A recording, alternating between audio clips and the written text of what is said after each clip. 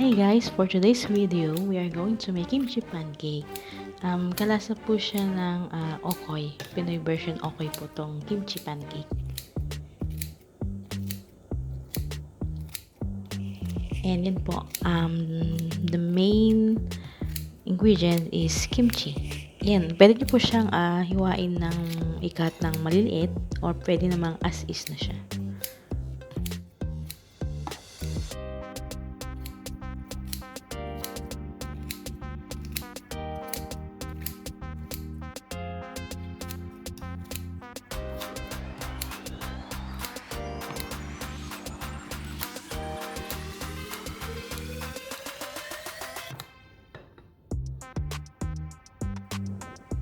Yan, then add lang po natin yung flour and salt and pepper, egg, onion.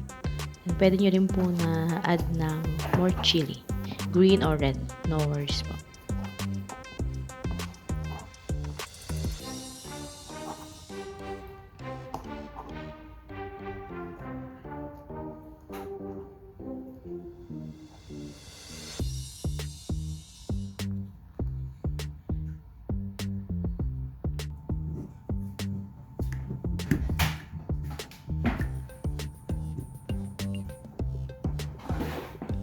Pwede nyo rin po siyang add ng soy sauce, konti lang, and drizzle nyo po ng sesame oil for the smell and flavor.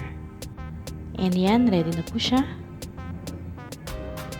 Pwede nyo po siyang add ng shrimp, squid, ng green onion, yan. Kahit ano po, pwede nyo pong ilagay dyan. Mostly po sa mga Koreans, pulutan siya kasama ng rice wine, ganyan pag magiinom sila. Pero sa atin po, ulam na yan, pwede na siyang ulam. Sa kanila side dishes lang. And yan po, i-fry lang po natin siya. Pwede nyo siyang hatiin ng apat or hatiin po ng maliliit na square. Okay na po siya. Salamat. And if you like this video, don't forget to subscribe and hit the notification bell.